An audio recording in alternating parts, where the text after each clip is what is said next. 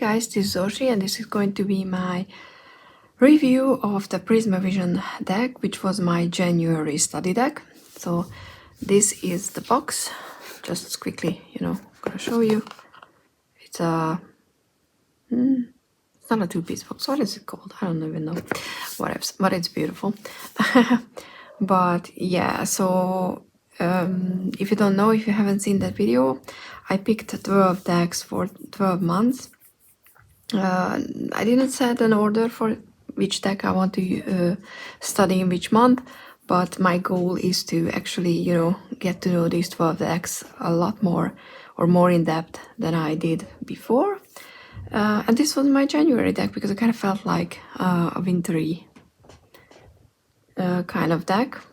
And I have notes, I have oracle decks that I used with this deck, but just a disclaimer, everything is just my experience with this deck, so I'm just sharing it because maybe it's useful for other people to hear how this deck works in readings and stuff like that.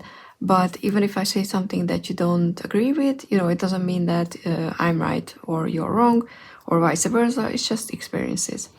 So first of all, I had this deck, I had my eye on this deck for quite a while now and now I'm not sure that I've heard other people mention this or I'm mixing the tarot deck with the oracle one, but I was kind of under the impression that this deck was made for past life readings. And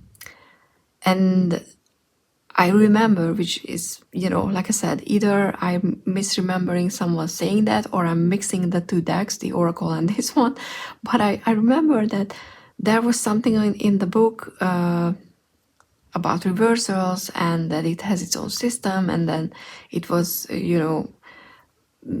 really well suited for past life readings, which I'm not saying it's not, but that was my expectation of the deck, that this is something that is dedicated to past life readings and that there is a system for it. So I didn't really touch it. I didn't start using it just as an RWS deck because I thought that it's more. And I'm not saying it's not. I'm just saying that it's not in the guidebook.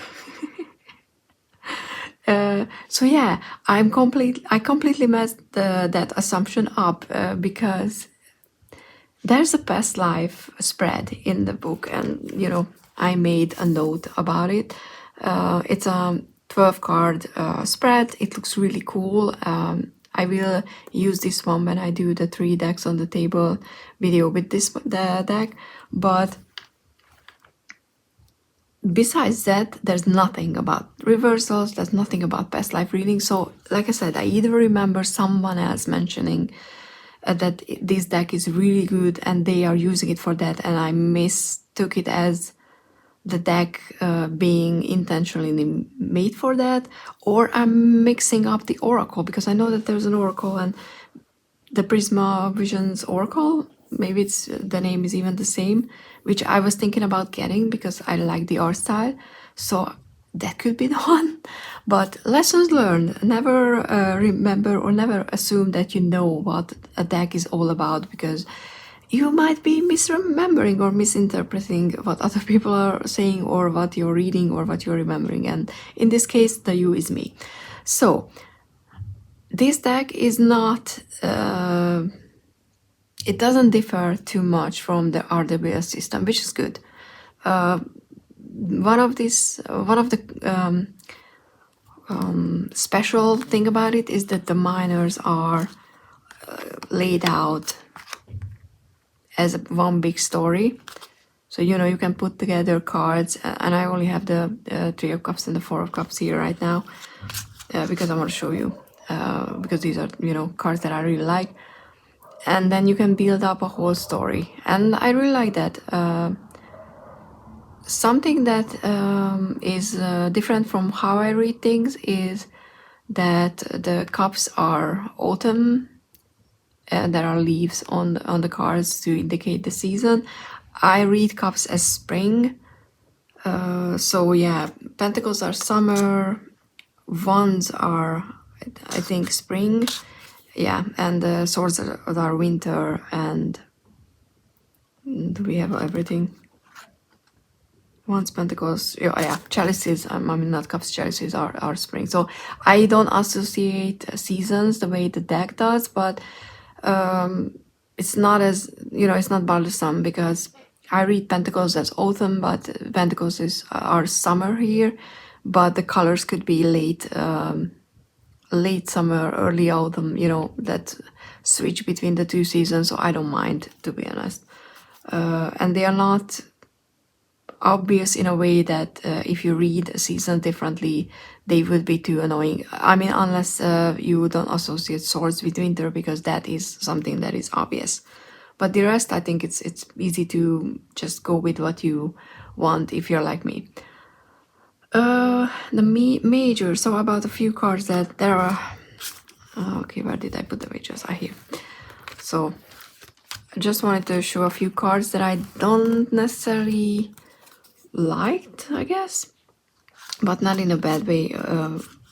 Just there were a few cards that I was happy to read the guidebook. So the majors have these borders, bordered sides. So if you put a major and a minor next to each other, it's very easy to see which one is a major, which I really like. Plus, it kind of gives that emphasis that these are their own things, they are their own paintings, and the minors are continuation of each other, which I like. But there was something, and I'm not sure entirely, but hopefully you can see. So this is the Fool, and there's a pelican, and I'm assuming this is the wolf that is trying to, swim out to the pelican. But before I read the description, I didn't see that this was here. I just saw the pelican sitting there, and I was like, what's foolish in the, so to speak, what this card is all about. And it's still not my favorite, but like I said, I didn't even realize that there was a wolf here, because that's just a head, but it's hard to see. So that was something that, I'm glad I read the guidebook. Something else is the Three of Pentacles is pretty much the same meaning, working well together with resources and elements and blah blah blah. It's still teamwork, just not with people necessarily.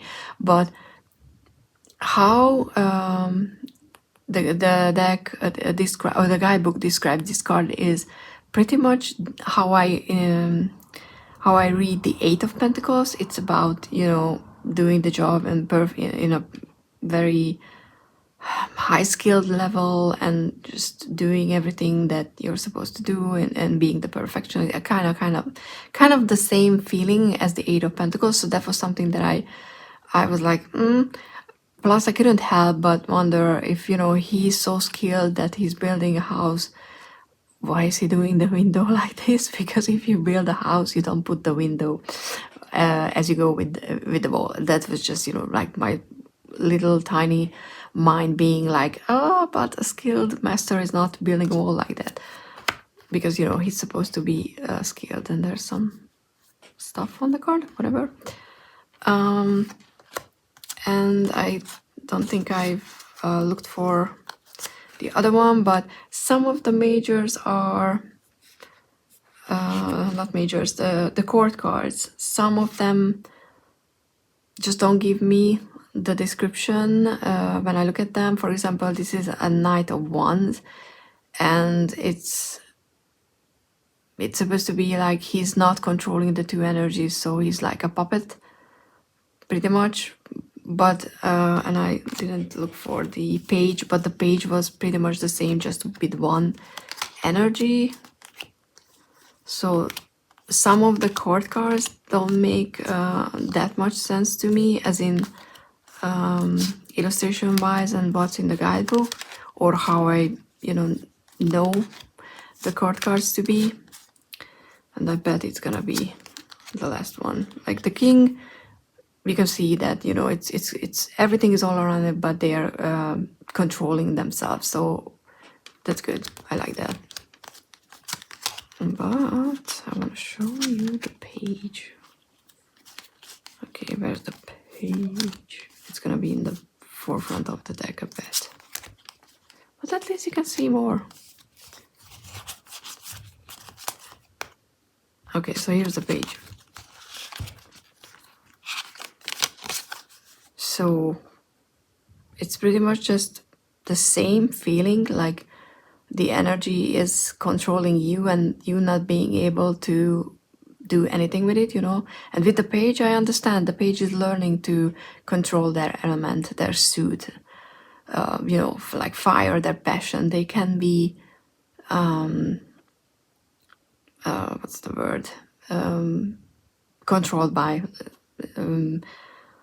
their passion and their fire more than the other way around. But with the Knight, I always, you know, there needs to be some progression. And just based on looking at the artwork, I don't see that. So there are some small things like that. I like the art style. I think it's really cool. Something else that I don't get is with the suit of the sword, there's always butterflies. And I'm like, butterflies would be dead in a heavy, snowy environment like that. So especially monarch, I don't think monarch butterflies live in winters like this. But, you know, do correct me, I didn't Google it. But yeah, the butterflies put me off a little. Especially because the King of Swords is kind of like, to be honest, cruel. Because in the previous cards, I think it was the Knight who accidentally caught the Fey Swan, which is a beast. And I don't necessarily agree with that either, but hey, Fey is not, you know, like easy, kind energy, so I get that. But they accidentally caught the swan in the card, and the swan turned into butterflies. So there's no knowledge that, you know, the beast is not as beastly as you might think just by looking at it, which is cool. I like that. But then comes the king who finds tiny baby ones who are, you know, babies are presumed innocent. I don't believe this whole you know, Christian thing about you were born like a sinner. Like these are like birds, but tiny ones. They didn't do anything, and then the king doesn't want to hurt them, which is cool, but instead, like conjures butterflies and feed the birds with the butterflies. And I'm like, isn't that a bit like cannibalism? Because the other one, the big one, turned into butterflies, plus why are we killing butterflies? So that card gives me some puzzle, you know. So please, if you know, work with this deck and you understand this card more, and or you have a way to explain this to be okay, please do let me know, because, you know, I want to know. Another one is with the Hangman, and these are piranhas, and there's a body flowing, and the description it pretty much gives you this feeling, or the description is that the person is going to die because, you know, piranhas are going to eat it. And two things. I mean, that to me is death. I mean, if you're eaten alive by piranhas, you're gonna die. It's not a hangman position. At least not for me. And the other thing is piranhas don't attack unless you're bleeding, and I don't see blood. The skin is translucent, and you can see the bones, but the person is not bleeding. So at least how much I know about these fishes, they only attack if there's blood. So again, I don't get the if you die you're gonna be a hangman in the hangman position thing. But other than that, you know, there are cards that I really like. There are typical ones, like the Four of Pentacles could have been a bit more different than this. But I love the colors for, even though, like I said, I don't associate the Pentacles with the summer, I like the color scheme. And one of my favorite cards is the Four of Cups, which alongside the Three of Cups is a really good one, because getting I'm just a little meh about life, and I don't know what's wrong, but I feel you know, not good, even though my life on paper is supposed to be good, but I just don't feel satisfied with it. Something is missing, but I don't even know what. That's how I read the Four of Cups. I think it illustrates very well that you can be like that, and you look at other people's lives and you compare yours, and then you're like, oh, but you know, I'm not there. I'm not dancing. Their life is so much better, and yet not moving and not trying to do anything about it. So I appreciate the context, the art style and artwork can give to certain cards. So that was really good. Okay, and then let me check my notes. So I made a few notes about the majors because there were some descriptions that I really liked. Not necessarily new information, just saying it in a way that was, you know, like, oh, I get it now a bit better than previously. I always like that. I made more notes about the ones. And there was something with the guidebook, which is, you know, it's pretty, looks nice and everything. That there, I didn't really feel a big difference between the Ace of Wands and the Two of Wands and the Nine of Wands and the Ten of Wands. So if you have the deck, go and check it and to see what you think. Because with the Ace of Wands, it's the energy, it's the potential that you need to harness, because if you don't do it, nothing turns into anything, you know, it's the raw energy. And then with the Two of Wands, it's you need to channel this energy, because if you're just, you know, sit around and plan, it's not going to turn into anything, which there is a difference, but I didn't feel like there's the difference is big enough. It kind of felt like both of them is saying the same, that here's an opportunity, you need to channel it. So yeah, like small stuff like that, but it's not that bothersome or anything.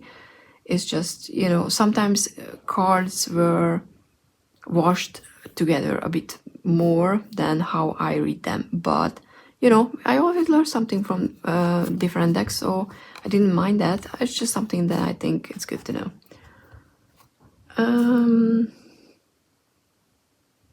Also, oh yeah, I wanted to show with the chalices, but I forgot to take them out with the court cards. There was something in the background for all the cards, and I'm gonna show you because it's not something that I can describe, which isn't in the guidebook, but this part looks like a Nessie, or, you know, like how usually you can buy the Loch Ness monster in souvenir shops and stuff like that, like tiny sculptures. Okay, did I miss the cards? I hope not. Okay, so yeah, the king is enough, because this water thing is oh god, I forgot. It's a water, not ghost, spirit, water spirit. So it's not Nessie, because I was kind of thinking that it's going to lean back into, or, you know, like read back into that, but it wasn't. Not in. It's not in the guidebook, but okay, there's a hair. But if you look at this one, and I hope you can see it because I can't see it. But you know, there's these.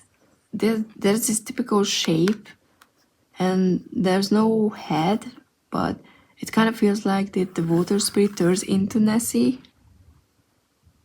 But so, you know, but at the same time not, because the stream ends here in the cup. But this does look like Nessie. But we're not talking, you know, the guidebook doesn't talk about it. So I'm like, is that Nessie or not, or why? So stuff like that are missing, which I'm a bit, you know, like sad, because there was obviously a reason for it to be there. So why not explain it? Okay, and yeah, that's pretty much the guidebook and the description of the cards, and how I use this deck most of the time. I did a few readings, weekly readings, but I pulled every day, and I, checked the description, and then I pulled some oracle cards. So I'm going to show you the oracle decks that I used alongside with it. Not necessarily in a way that I pulled them together. What I usually did, and what I think I'm going to continue do with the other decks, is I pulled a tarot card each day in the morning, and then I kept the message or the card in mind to see how it fits for the day. And sometimes there were funny stuff, like one day I pulled the Chariot, and I was like, oh, okay, Chariot, moving forward, and it's the Chariot year, so it could be something like that. It's probably gonna be a day that I will have to like do a lot or something like that. And that was the day when things changed at work, and I was sent to a place by taxi, and then I went home by taxi, which is unusual because I take a train, I take a bus and stuff like that. So when I arrived home, and then I looked at the car, and I was like, oh my, it's a Chariot. So it was literally a car in this case, and I just love that because it was just such a simple way to read such a big card. Because sometimes daily draws are just simply showing you one tiny piece of a day, because they are not there to solve all your problems for each day. And I don't even pull cards with the intention of getting a message or something, I don't want anything big out of it, because I tried to do that in the past and didn't work, because sometimes it just doesn't really make sense. The card doesn't convey a big message or an obvious one, like with the Chariot. But I kind of pull cards to get something that I can work with, or what am I supposed, that's something I can pay attention to, or something like that. And then in the evening I pull a card, an oracle card, just to clarify, just to add. And I used 5 decks. I didn't use all of them equally. There were some that I used longer times, but I'm going to show you all. So the first one is the Reclaim Oracle. I did a few readings, but then I realized that even though this is a great deck, it's not necessarily a deck that you can just pull and just look at it and see, oh, what message comes through. Even though, look at this King of Cups and the Anger cards. That's like really cool with the emotions. But yeah, they are for some reason upside down. But the fairness with the Queen of Cups is a good one. I mean, I think they look nice together, even though they're completely different art style. Absence with the Knight of Cups, Three of Swords, loss. So as you can see, I mean, I didn't get this clear messages with my pulls, which is interesting. I guess I was pulling them separately. Maybe that's why, as an afterthought, or like half time, like every 12 hours, I get something new. So things change in between. That could be something that makes cards appear differently. But these 2 decks like really work well together. I'm especially when you manage to put them in the right order. Like 10 of Cups is the release. That could work very well. What do you have to release to actually reach this state? Or like, do you have to release something that you're holding on to and imagining things that will be your 10 of Cups when it's not? The Star and Power. So yeah, I'm not gonna go through the whole deck, but this is something that I used a few times, but I realized that these 2 decks are really working well together. Better than I expected it, because there's a lot of emotions in this deck, more so than I expected from this deck. Because like I said, I was kind of expecting the whole past life thing, but yeah, that's just my thing. Another one is the Enchanted Map Oracle. I wanted to test it out because it's a new one in my collection. And again, very different art style, but I don't know why, but they just, maybe it's the magicalness, like it's a magic stream, but they still work well together. And you know, there are colors that were playing nicely, because I usually left my tarot out and pulled the oracle and put it next to each other, so I saw the cards together. I just didn't pull them all at once. Like Six of Wands with the metamorphosis, you know, you need to leave behind things, you need to change in order to reach something new or be something new. Seven of Cups with solitude, Seven of Chalices. Solitude. Sometimes the best way that you can weigh your options is take a little step back, or that, you know, procrastinating and having too much options and not actually choosing something can leave you feel alone. Page of Swords, making a choice. And this was the card that I mentioned earlier when I thought that it was the Knight, but it's the page who accidentally cuts the Fey Beast and discovers that it's not as a scary monster as you know, the page thought before. So, you know, making a choice. What would you do with that information? I think that's exactly what this card is asking. So, okay. And the Tower with the spark in the protection position, which means that, you know, you read the protection one, and I kind of like that with the Tower. So I still think that Columbar reads decks, at least one, is a good thing to have in your collection, because they read so well with pretty much every deck. Okay, that was one that I used quite a lot. The longest was the Magic of Marvel, because I wanted to test this deck out. And I just don't like the box, to be honest. This part is just, I don't want to remove it, but it's kind of annoying me that it comes out every time that I just use it. Judgment with Captain Marvel sees the day. This is a deck where I think you need to go through the guidebook at least, not just once, because sometimes I'm like, oh, what was this all about? So it's not as keyword based as I would like it to be, but Eight of Wands with Let It All Burn. The Eight of Wands is, you know, that all empowering, all overwhelming feeling where information is coming on or coming at you all at once, and you need to just, you know, find a way to deal with them. And sometimes Let It All Burn is a good advice, because, you know, just let those energies burn out so that you can deal with them later. Ace of Swords, home is never too far away. It could be talking about a very specific message that, you know, that you need to realize that, you know,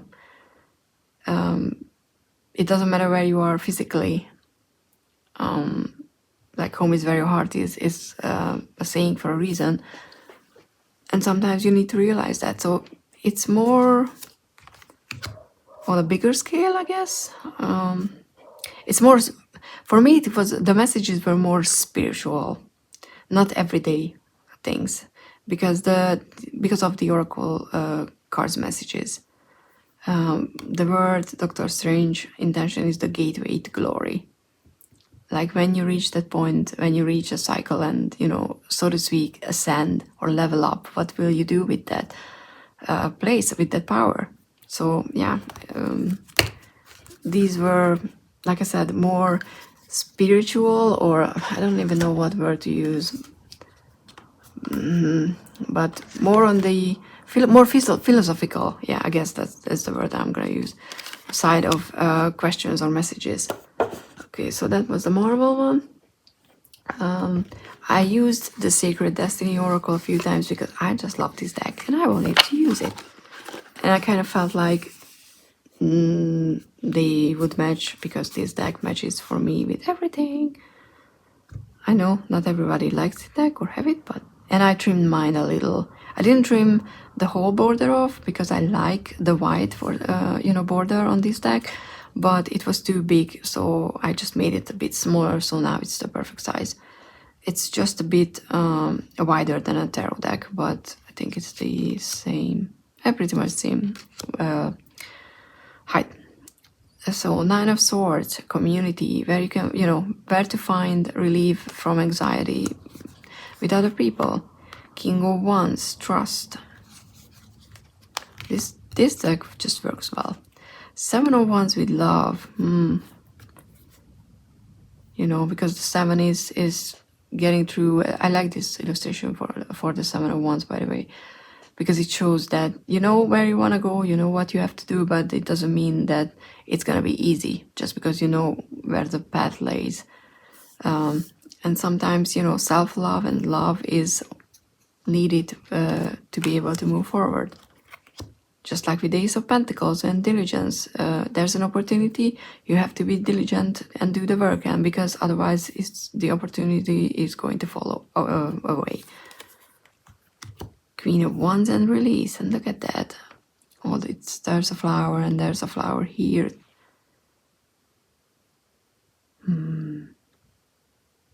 Was the Wands? I think what did I say? Wands were autumn, right? Did I say that? Wands were spring. Sorry. Okay, I thought that they were autumn for a second, and then that would have matched, but it's not. 8 of Chalices with the flow. Just let things go. And if you think about it, this figure looks like they are just standing in the storm and they are just letting it all happen. So yeah, I think these two work very well together as well. And the last one that I'm still using, because I'm when I'm filming it is a few days left from the month, is the Queen of the Moon Oracle.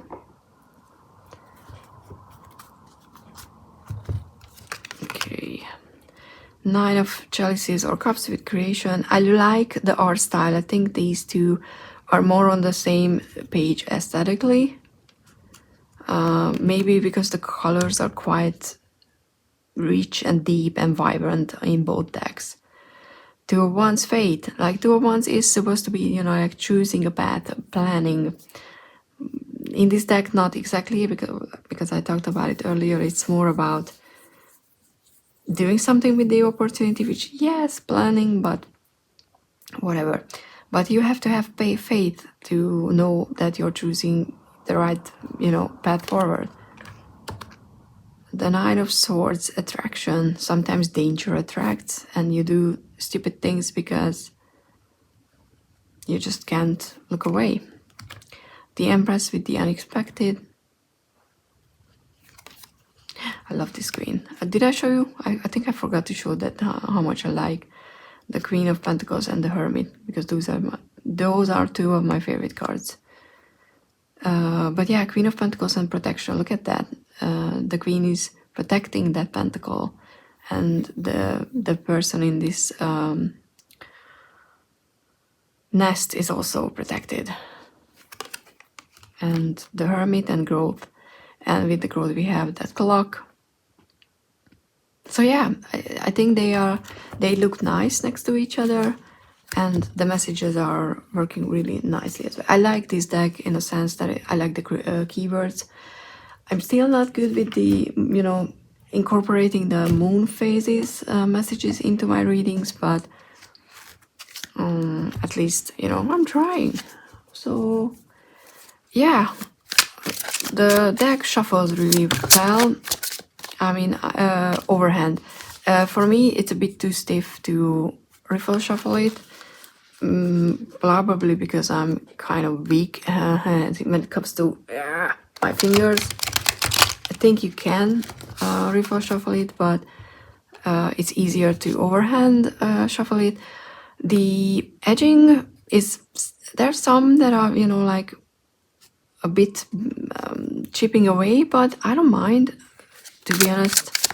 And it's a bit harsh, but it doesn't cut into your hand as much as certain gold edging are, or gold gildings do. So I don't mind. And let's pull one card. Let's see. For this review. If I will get one, because I work with jumpers, so okay, I'm not gonna overdo it. 7 of Wands. Okay, so yeah, with this deck, I guess the path forward is clear. I know what I can use this deck now for now or whatever. But that doesn't mean everything is gonna be easy, and I won't have to check the guidebook, for example, or won't have to put some more study into this deck. But because of this month, now I know, or at least, you know, now know it in a level that it's good enough for me, what this deck is all about and how can I use it, and how to incorporate it in seasons, because I still feel like it's a winter deck. So I probably, even though the summer colors are really rich and I love it, but I don't think I'm gonna assign specifically winter to it anymore. And I also kind of put it off that special box that I come up with it, you know, the past life thing. Even though I will do the reading with the spread from the book for sure, but I don't think I will designate it as a past life reading deck. I'm not saying it's not good for that. It's just that right now for me it feels like pretty much an RWS clone deck, and I know that some people will be upset if I say that, but because for a lot of people it's more than that, and I'm not saying it's not. And I don't say it's a bad thing. For me, it gives me permission to do more readings with it, because, you know, it's not something that I put in a specific category. So by becoming more average, it's actually a good thing for this deck. But yeah, so these were the Oracle decks, how the deck worked for me for a month. Hope this was useful. Do let me know if you use the deck, what's your opinion, how do you like it, what you don't like, if there's anything. And yeah, there's gonna be hopefully 11 more videos like this. I mean, there's gonna be one about the wildwood for sure, because we're doing the wildwood study for a year, so there should be multiple videos on that deck. I mean, expecting doing that, but the next one after that, who knows which one will be, we will see. But yeah, thank you so much for being here. Please do all the YouTube things, like, subscribe, comment down below. Everything like that matters. It helps my channel, it helps me, and I like hearing from you guys. So comment down below and see you in the next one. Bye.